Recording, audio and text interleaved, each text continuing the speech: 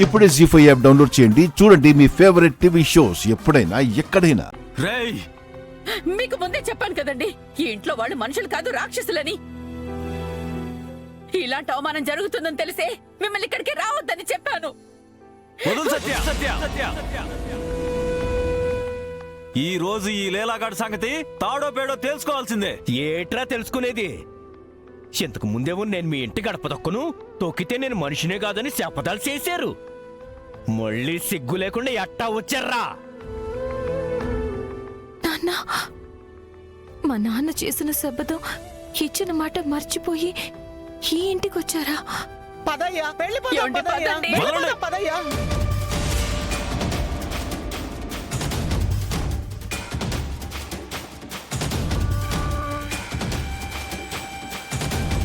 అవును, నాన్న ఒక్కసారి మాట అంటే ప్రాణం ఇచ్చేస్తారు కదా.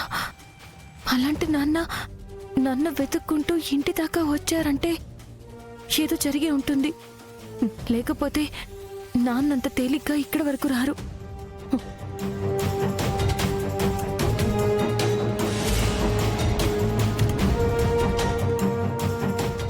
అయ్యో, అమ్మో, పొరపాటును కూడా నాన్న అమ్మమ్మ గారి కంట పడకూడదు. పొరపాటున ఆయన్ని ఆవిడ చూశారంటే ఆవిడకి గతం గుర్తొస్తుంది. ఆ తర్వాత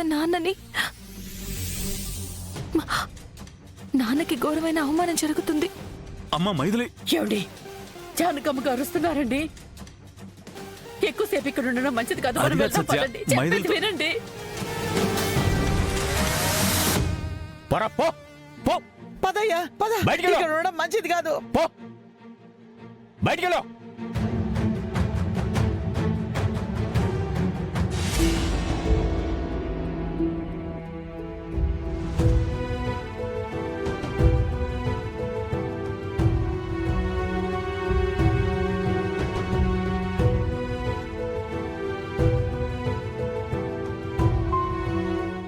ఊరి నాయనో, ఒక్క నిమిషం ఆలస్యమై ఉంటే అత్తేకురా గుణశేఖర్ని చూసుండేది. ఆ తర్వాత ఆ యదవ నిజం చెప్పుండేవాడు. దాంతో ఈవిడ నన్ను చంపేసి ఉండేది. నా అదృష్టం బాగుండి తప్పించుకున్నాను. అల్లుడు గారు, ఏంటి అల్లుడు గారు, ఏంటి గొడవ? మైథిలి వాళ్ళ నాన్న తెగురు ఆ రోజేమో మీ ఇంటి గడప తొక్కనని శపథాల మీద శపథాలు చేసి, ఈ రోజేమో సిగ్గునేకుండా కూతుర్ని ఎత్తుకుంటే ఇంటి ముందుకొచ్చాడు. అందుకే ఏ మాత్రం సీము నెత్తురు ఉన్నా, మానవు అభిమానం ఉన్నా ఇక జీవితంలో ఇంటి మొహం చూడొద్దని మెడట్టుకుని బయటికి గెంటేశాను. మంచి పని చేశారు అల్లుడు గారు. నోరుంది కదా అని శబదాలు చేయడం కాదు. ప్రాణం ఇచ్చైనా సరే ఇచ్చిన మాటను నిలబెట్టుకోవాలి. ఏం మనుషులో ఏమో. నాన్న అమ్మమ్మ గారి కంట పడలేదు, అంతే చాలు. ఇంతకీ నాన్న ఎందుకు వచ్చారు?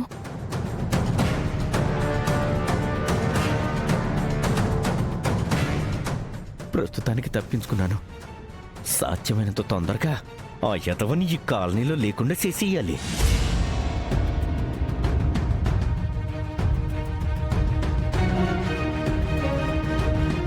సమయానికి ఆ గుణశేఖర్ గారిని చూసి కొట్టాను కాబట్టి వెనక్కి వెళ్ళిపోయాడు. లేదంటే డైరెక్ట్గా మా అత్తయ్య గారిని కలిసి మ్యాటర్ మొత్తం చెప్పేసి ఉండేవాడు. దాంతో మా అత్తయ్య గారు నన్ను చంపేసి ఉండేది. ఇప్పుడు తప్పిన ప్రమాదం మళ్ళీ జరగకుండా ఉండాలంటే అర్జెంటుగా గుణశేఖర్ గారిని ఆడింటి నుంచి తరిమేయాలి. ఏటి చెయ్యాలి?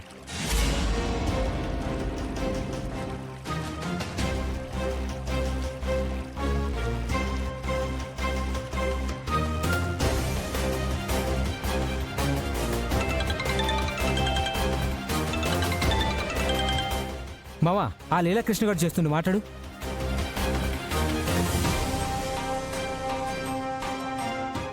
హలో లీలాకృష్ణ, పొరపాటున చేసావా లేదంటే నా పనుండి చేసావా? పొరపాటును చేయడానికి నువ్వేమన్నా నా ఫ్రెండ్ వారా? పనికి మళ్ళీ యాదవ్వా. అబ్బో, నువ్వేదో తెగ మంచోళ్ళ మాట్లాడుతున్నావు. ముందు విషయం ఏంటో చెప్పు. చూడు, నువ్వేటి సెత్తావు నాకు తెలియదు. ఉన్న పళంగా ఆ సత్యవతి ఫ్యామిలీని ఇల్లు ఖాళీ చేయించాలి. వాళ్ళని ఇల్లు ఖాళీ చేస్తే నీకొచ్చే లాభమేటో? చెప్తారు మరి. హ, అవును మరి తమరు చెప్పగానే ఊపుకుంటూ చేసేస్తాం మరి. ఇగో అది కాదు హల్వా, ఆ సత్యవతి వాళ్ళనే ఇల్లు ఖాళీ చేయించావంటే నీకు 1,00,000 రూపాయలు ఇస్తాను. ఆ? హ. ఆ 1,00,000 రూపాయలు జాగ్రత్తగా నీ జేబులో పెట్టుకొని సరే 2 లక్షలు ఇస్తాను. అలా కాదు గాని సరే ఓ 10 లక్షలు ఇవ్వు. చీటి వెంటనే ఇంట్లో నుంచి గంటేస్తా. 10 లక్షలా? సరే ఎక్కువరా బాబు. అయితే నీకు నీ పనికి వద్దండారా బాబు. ఇగో 10 లక్షలు కాదు మరీను, ఓ 5 లక్షలు ఇస్తాను రా. ముందు పని గాని. సరే నీ మాట కాదు నా మాట కాదు, 6 లక్షలు ఖాయం చేసుకో. ఓ గంటలో వాళ్ళని ఇల్లు ఖాళీ చేస్తాను. సరే ముందాళ్ళని ఇల్లు ఖాళీ చేయించు, ఆ తర్వాత నీకు డబ్బులు పంపించేస్తాను. ముందు డబ్బులు పంపించు, ఆ తర్వాతే ఇల్లు ఖాళీ చేయిస్తాం. ఒరే బాబు, నా దగ్గర ప్రస్తుతానికంత డబ్బులు లేవురా. ఖాళీ చేయించినాక నీకు ఖచ్చితంగా ఇస్తాను, ప్రామిస్. నన్ను నమ్మరా బాబు. గొర్రె మాత్రమే కసాయవాణి నమ్మిద్దంట. మేం గొర్రెం కాదమ్మా నిన్ను నమ్మడానికి. ముందు డబ్బులు పంపించు, ఆ సత్యవతిని వెంటనే ఇంట్లో నుంచి పంపించేస్తాం. అర్థమైందిరా. ఇగో 2 రోజుల్లో నీకు డబ్బులు రెడీ చేస్తాను. ముందు నువ్వు వాళ్ళని ఇల్లు ఖాళీ చేయించడానికి రెడీగా ఉండు. సరే సరే అలాగే, ముందు ఆ పనిలో ఉండు. ఛీ! సమయానికి చేతులు రూపాయి కూడా లేకుండా పోనాది. అదే డబ్బులు ఉండుంటేనా ఈ పాటి కాళ్ళని ఊళ్ళో లేకుండా చేసుండేవాణ్ణి. మామా, మనం ఖాళీ చేయమంటే ఆ సత్యవతి ఇల్లు ఖాళీ చేస్తుందటవా? అది చేయదురా, మనమే చేయిస్తాం. ఏమో మామా, నాకైతే ఆ సత్యవతి ఇల్లు ఖాళీ చేయదేమో అనిపిస్తోంది. ముందైతే ఆ లీలాకృష్ణ గారు 6 లక్షలు కొట్టని, ఉమ్, ఆ తర్వాత ఇల్లు ఎలా ఖాళీ చేయించాలో అప్పుడు ప్లాన్ చేద్దాం. ముందు టీ తాగరా. ఉమ్.